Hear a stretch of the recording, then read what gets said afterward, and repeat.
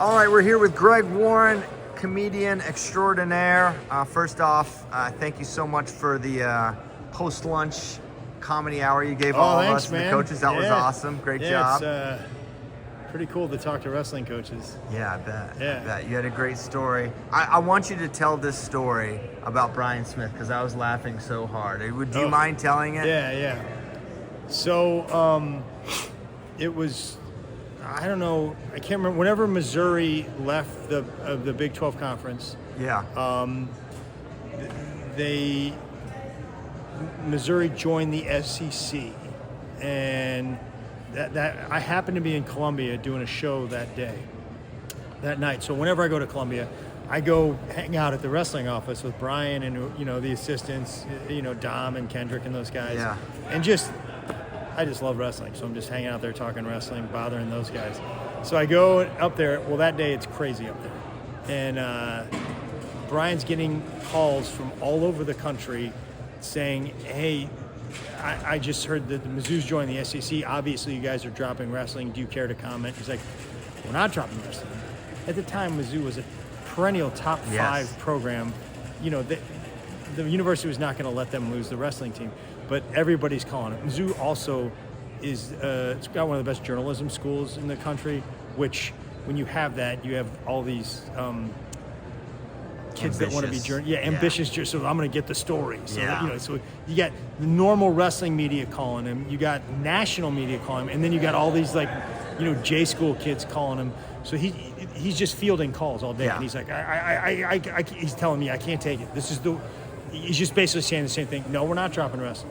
I'm listening, on the other end of it. I'm sitting there. We're not dropping wrestling. No, we haven't decided which conference we're going to. There's several options. Wrestling's different than football. We don't align, so the same. Yeah.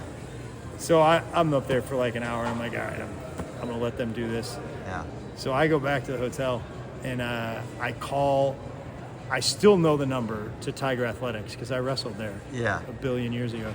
So I'm like, if I call the wrestling office, they'll know who it is. So I call through Tiger Athletics. I go, could you transfer me to the wrestling office? Matt Pell, who was the assistant at the time, picks up the phone. I go, listen, I'm a high school wrestling coach down here in Texas, and real sorry about what happened. I know you're dropping the program, but I was wondering if I could have your mats. And Pell's like, no, sir, we're not dropping the program. I'm like, yeah, you are. He's like, sir, I'm telling you, we're not. He go, listen. I know the SEC, and I just listed every SEC. I go, Alabama Crimson Tide don't wrestle. Georgia Bulldogs don't wrestle. LS, he's like, I know who they are. I go, I know, but let me tell you, none of them, they don't wrestle. Auburn don't wrestle. I'll go, South Carolina Gamecocks don't wrestle. He's like, I know, sir. I just went through all of it, and then I just kept. So at this time, later I find out Smith came into the room, and Pell's got it on speaker, and Brian is just furious. He's furious listening. He's you find out who this guy is, Pell. Find out who this guy is. And I played it out for a while. I was like, listen, I understand. Just say I don't want to give you the wrestling mats. It feels a little greedy to me because you're not going to need these mats because y'all don't have a wrestling team. He's like, sir, with all due, I said, y'all don't have a team anymore. And then so I'm going for a while, and I don't know, 10, 15 minutes, and I finally let him go, and Brian's furious. Yes. Pell tells me that he's like, who is this guy? I'm going to find out who this guy is. I want to know who this guy is. So Brian calls Tiger Athletics. He goes, what's the number? They're like, excuse me? He goes, what is the number of the phone call that came in 15 minutes ago? They track it down. They go, so it's 818, which is an LA area code. And Brian's like, it's Greg Warren. I hate that guy. That's so perfect.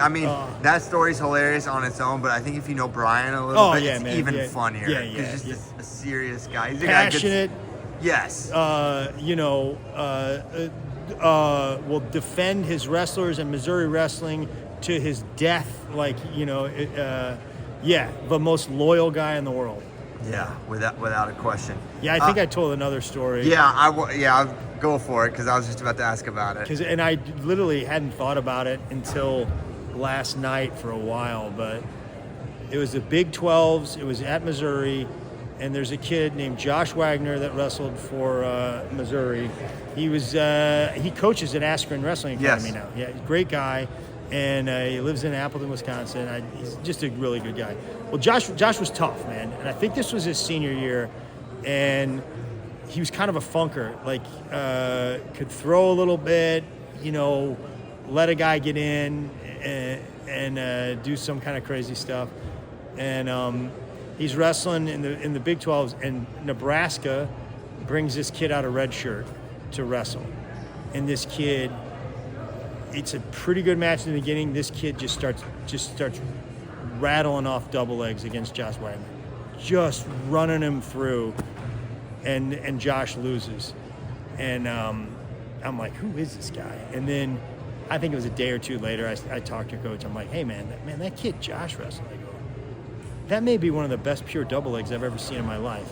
He goes, that kid's not that good. He goes, Josh should have beat that kid. He had that kid. He should have beat him. That was Jordan Burroughs. He really believes. It was Jordan. It is a guy who is behind his guys and believes in his guys till the end. That's great. That guy, no, man, Josh should have beat that guy. It was Burroughs. That's perfect. Well, hey, it sounds like you had a good eye for talent there. Yeah, man. As I'm telling the story, I'm making it trying to sound like I'm some sort of. You discovered Jordan Burroughs. It sounds like Greg. Yeah. No, it didn't take much to see. Yeah. Jumps out for sure. Yeah. Wanted to get a little bit. I've heard bits and pieces of your background and getting into comedy. I know your wrestling background. You're All-American at Missouri. But just kind of how you find, I just really revere your career path and just the idea of being a stand-up comedian is just I just think about it, just knowing you, I'm like, man, what a daunting, intimidating, like, I'm not trying to say you're not on the front lines here, but it's courageous in some ways. I don't know if it's courageous. It's audacious. I don't know what it is. Stupid. But how did you come up with the idea that, hey, this is maybe something I want to do? When did you first think maybe I could do this? Well, I mean, I know I was like kind of loud and obnoxious.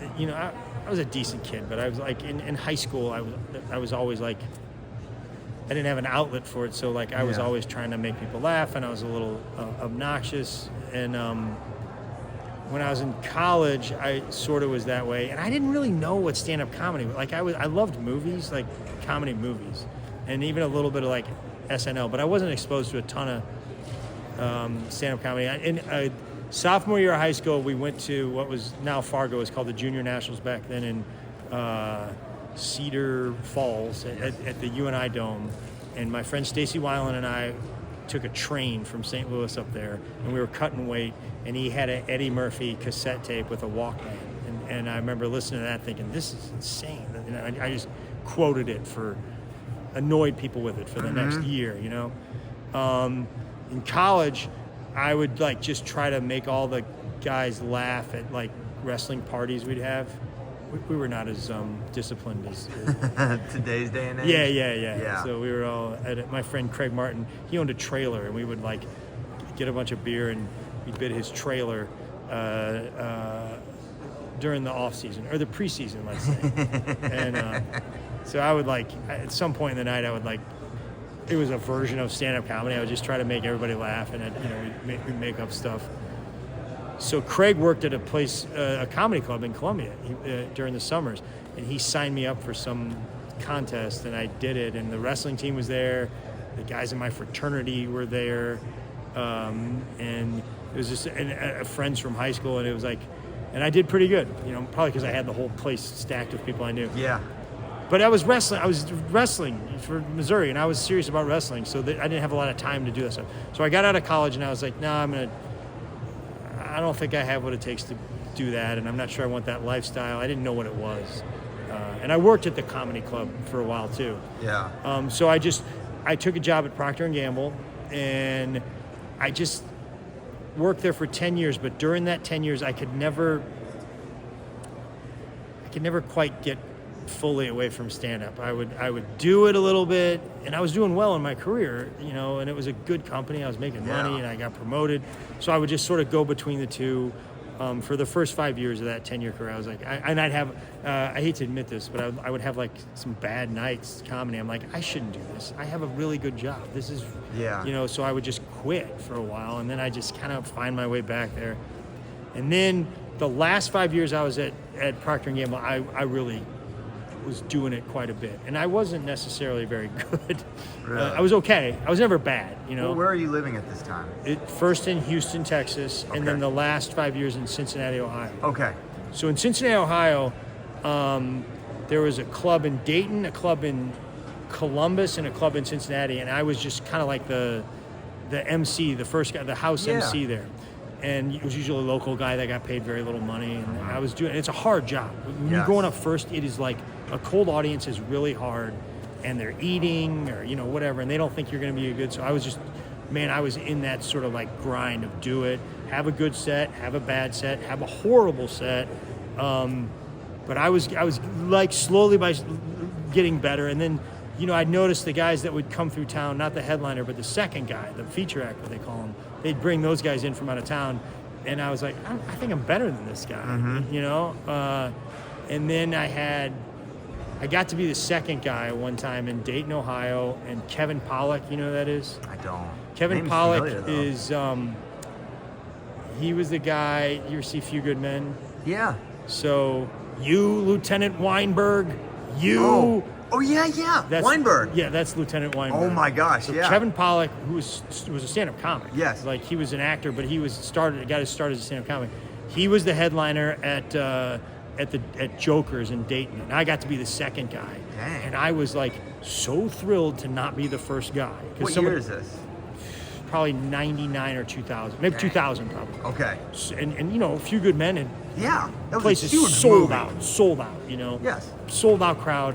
I don't have to be the first guy. Somebody else takes the bullet for me, and I have strong shows, and I'm like, man, this was pretty awesome.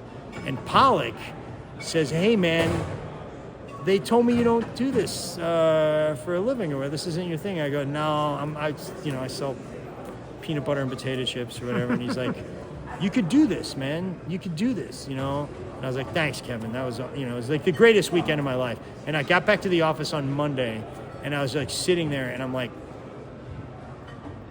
on some level at that point, I knew I had to go do it. Yeah. I tried to do both. I was trying to get them to transfer me to New York or LA where I could sort of grow as a comedian, and and then that didn't happen. It almost happened a couple of times, and then I sort of realized, if I'm going to do it, I have to just do it. I have to just make the leap and not have any security. And so I did, and I quit my day job, and it wasn't maybe as you hear my friends say when they started in their 20s, and that was when they went right into it.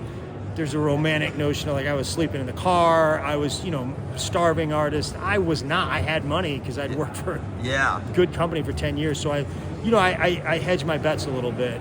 Some of me regrets that. Some of me thinks I didn't make financial decisions for the first several years because I had money to fall back on. So I did what was better for my, just to be a notoriety or whatever. Right? Just what's better for me is to get better as a comic. I didn't have to take every gig because I was like, that gig's going to make you some money, but you're not going to become a better comic doing it, So I just the first year I lived out of my car. I'd stay at my parents' house or friends' houses, but I'd get a hotel for a few nights, but I basically traveled the country, and I worked probably 50 out of 52 weeks as the second guy across the country. And then I moved to LA, and I caught a break. There's this thing called the Montreal Comedy Festival, and if you got invited to be one of the new faces of the Montreal Comedy, it's like when everything, it's the biggest opportunity. And it was, I got like an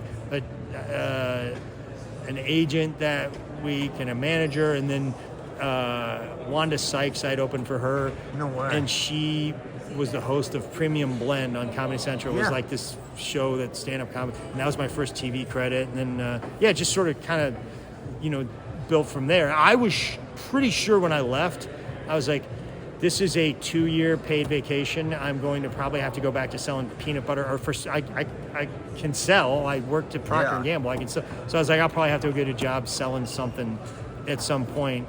And and I never had to go back. So far, you know? So it's like 25 years you're later. past it now. You're talking to your family about the decision. Were they like, well, yeah, okay, that's kind of what I thought you would face you would make. Well, my mother was a writer.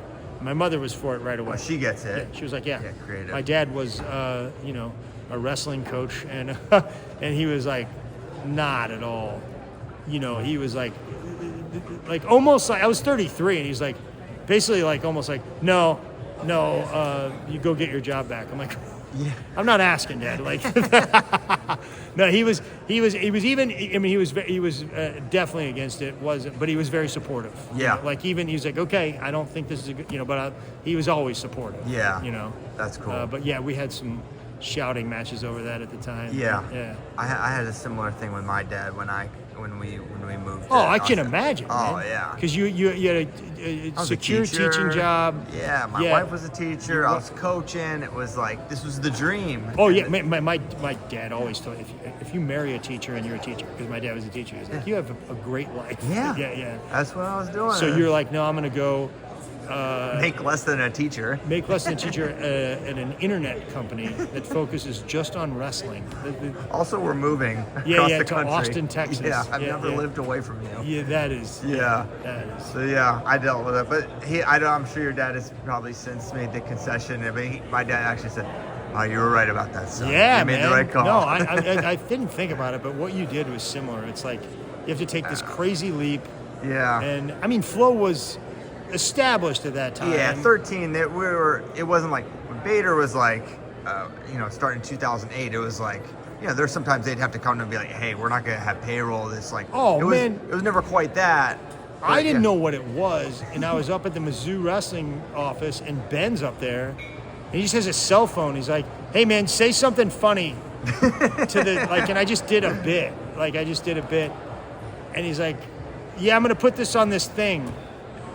And I'm like, whatever, man, and it's Ben. So, and then like I get all these messages, it goes on Flow. This was early Flow, yeah, early Flow, and Ben just put a video up, and Martin, put it up, and it gets a bunch of hits, and then I think my first, it was an album with Comedy Central Records I had coming out in like 2009, and I was like, man, that thing that Ben did, I should go.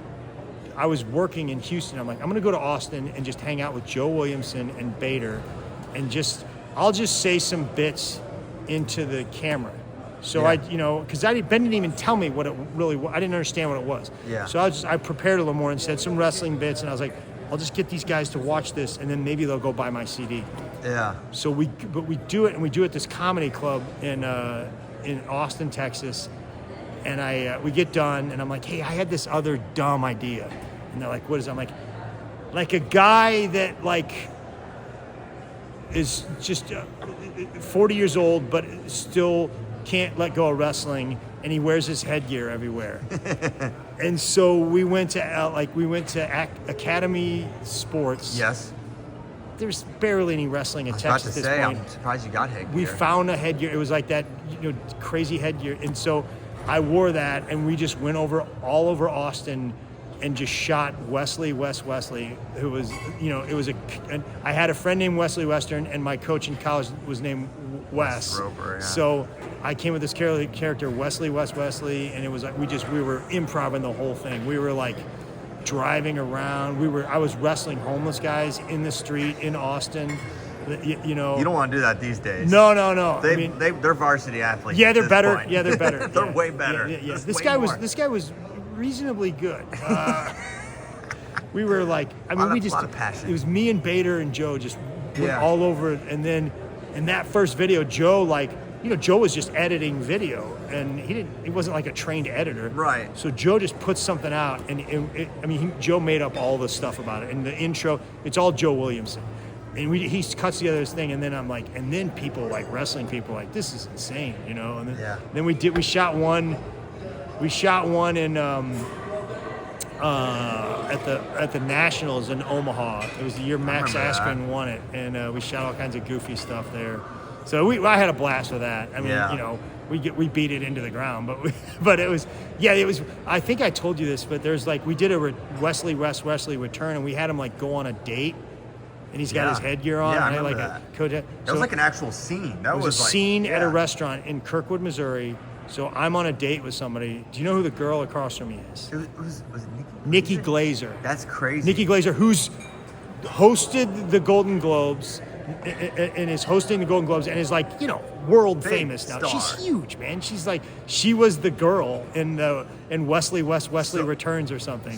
So Nikki Glazer is on FloWrestling. Is on FloWrestling. Yes. Yes. Nikki Glazer is on FloWrestling. It was Nikki on there. That's crazy. And that was, and then it was funny because like I had all these people like, I think I did something for USA Wrestling, and these, like Rob Cole, was like, I think he came to a show. Somebody, Han brought him to a show or something. He was like, "Oh, he does stand-up comedy." I'm like, "Yeah, man." He's like, "I just thought you were the guy that does the dumb wrestling videos or whatever." Like, no, man, I did that as a thing, and I love it. It was a blast, but no, I'm a comic, man. Your job isn't Wesley? Yeah, my job is not. 99% of not 90% of what I talk about on stage is not wrestling. Really, I've done whole specials with no wrestling. I love it when there are wrestling people there, then I can just talk about wrestling. But yeah, it took me a while to convince people. Like, no, man, I do other stuff. In wrestling, you were. Yeah, because people be like, "How do you make money just doing wrestling?" I'm like, I don't. So, at what point was the Montreal Comedy Festival? What year was 2001. that? 2001. Okay. 2002. It was a year after I quit my day job. Okay. Wow. Yeah. So that's kind of honestly really fast. I got a break. Yeah. It was like it was a break. Yeah. Do you feel like if you got transferred to LA or New York and were kind of like half and half in it, do you think it would have happened? No, I think it would. I don't know. You never know, but I think I got good on the road. You know? Like you just do it every night. You don't. And the first 6 months, I was probably just so happy to not be an adult anymore. Like, I just didn't have to. I didn't have a job. Yeah. I was just doing shows every night. I was probably hanging out after shows a little too much. And then about 6 months in, I was like, I probably should treat this. I started noticing like it's not just. There's guys that get on TV and there's guys that don't. There's guys that And I started asking questions and like, how do you get on TV? How do you get to? One way is you get to this Montreal Comedy Festival. I'm like, well, how do you do that? Well, you put together a tape, and then you get on a showcase, and then the showcase goes well. They call you out to LA, and you have like a second showcase, and then so that And I remember I went out to LA. I did the second showcase. Everything was like great, and I just wasn't hearing anything. And I worked with Caroline Ray. Yeah, I do know that. Yeah, I opened for her. She was the aunt on Sabrina the Teenage Witch. Okay, yeah, I know exactly what you're talking about. It's funny. I worked with her in West Palm Beach. I opened for her in the West Palm Beach Improv, and she's at the end of this. She's like, "Hey, I think you're really funny," and I'm going to tell Bruce Hills. He was the guy that ran Montreal, and somebody else was like, I was like, "Yeah, he hasn't called me," and somebody's like, "Just call him." Just call him. Dang. I go, man, I don't know if I'm gonna. So I'm like, hey, it's Greg Warren. This guy, every comedian in the world is, that was trying to get on his festival, and I called and I was like, I'll never hear back. And then I got a message like, hey, it's Bruce Hills, man. We really liked what you did. I can't promise you anything. This is a big year. It's an anniversary year, and we're not sure who we're gonna put on, but you're a really strong candidate. And then I got a call. Dang. I was working the Omaha Funny Bone or something, and I got a call, and they're like, "Hey, man, you're going," So then that changed. That was a game changer. changer. Yeah, I mean, it's funny though. It's like there's been about 19 things where I think this is do or die. Like I could be an overnight star, or I could be out of the business, and usually it's a little anticlimactic. It's like it's a little bit in the middle somewhere. Yeah. Are you kind of like the embodiment? I forget the exact expression. Like, it took you 20 years to be an overnight sensation. Because now you're. I mean, you've always been great ever since I've been watching you. But now it feels like your comedy has hit a new strata. Catching a little bit of a late wave that I didn't see coming. I had a good career and a lot of really cool things, but I was kind of like, maybe 5-6 years ago, I was like, I don't think I'm really. I don't know. I think I'm getting better, but I might be at the age where nobody cares. And then the internet and clips came around, and I just started putting up clips, and it's been weird in the last couple of years. It's different than it was. Like a lot of people come to shows, and Nate Bargatze helped out a lot. Yeah. Nate produced my last couple specials, and I get to open for him. And he's a really, really awesome guy, and he happens to be the most he's the biggest comedian in the world right now. For sure he is. So yeah. Now, obviously, a close relationship with Nate, but other, you talk about, Kevin Pollak, these other, who's some other famous people you brushed up against, had good experiences with, or enjoyed working with? Oh, that yeah, we may man. not know? Well, Wanda was really cool. Yeah. There's a comedian, Kathleen Madigan, who was really, really good to me early in my career. She's also from St. Louis. She's really, really good. I met a bunch of them over the years. Leanne Morgan just had by the way, go watch Leanne on Netflix. It's her. She's doing really, really well. If you don't know who she is, as soon as you see her, you will be like, oh, it's that woman that has the harsh Southern accent. That's very, very funny. She has a sitcom that just came out on Netflix yesterday. Oh, wow. So I get to open for her every now and then, which is pretty cool. But I met a lot of them, and they almost all of them are cool. Brian Regan's like kind of a hero. Oh, Brian. yeah. Yeah. He's pretty awesome. And then like just some of my peers, I think. There's some guys you've heard of. Mike Birbiglia is a really good friend of mine. He's a pretty big deal. Joe Zimmerman, he's not, he's not as well known, but he's hilarious. There's a guy, FloWrestling. Please go watch this special. Mike Vecchione. He was I think he took second in state in Florida, and he was a walk-on at Penn State, and was a really good wrestler. One of the funniest guys in the world. He has a special out called Low Income White, and it is hilarious. It's out right now. He just did Rogan, came out this week. He just went on Joe Rogan. He's fantastic, man. He's a really, really funny comic. Yeah. It's on YouTube. Low Income White. Okay, Low Income White. Last question I wanted to ask you about. You're a clean comic. Yeah. The comic scene is that's more of a rarity, I guess. I would say. Yeah. How conscious of a decision was that? Was that strategic? Was that more of a moral thing, or just how did that come about? So, I wish I could say it was moral. I have no depth. I was never filthy. I was pretty profane early on. Really? Thank God there were not cell phone cameras back then. Yeah. Yeah, it was like pretty profane, even a little dirty, but not on the spectrum of comedy, not even close. Right.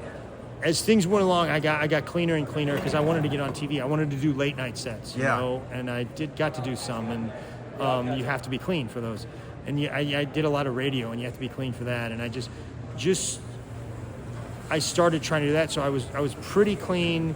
I got a little older, and just my sensibilities became a little more clean. But I was never committed to you'd hear some profanity here and there. And about 10 years ago, there's a guy named Jack Vaughn, who he was the guy that put out my first record at Comedy Central Records, and then he moved over and he ran Sirius XM Radio. Yeah. Which is a great place they've been good to comedians for a long time. And he's like, hey man, I called him up. I'm like, I got a new project. I hear you at Sirius. He goes, it needs to be clean. I'm like, what do you mean? He's like, I mean G. I'm like, really? He goes, Greg, you're in your 40s. There's no way for you to differentiate yourself. You're a white guy in your 40s, and there's a lot of you guys. Yeah. He goes, you are way too close to being G to not be all the way G. Yeah. He goes, it's a way to sort of set, and he was like, and if you do it, I will play your album on Sirius more than you can. At the time, he was relaunching the Clean channel on Sirius Radio. It's called Pure Comedy now. I think it was called Laugh USA back then. Okay. So we're going to relaunch it. He goes, we're going to do a comedian of the month, and we're going to play those guys to the point where people are sick of them that month. Yeah. So he goes, give me an album like that. I was like, I think I can do it. Wow. And, so I did it. The album was called Fish Sandwich, and I really have not, for the most part, I would say I haven't looked back. Yeah. And then when I started doing stuff with Nate's brand is funny. Nate is very funny, edgy.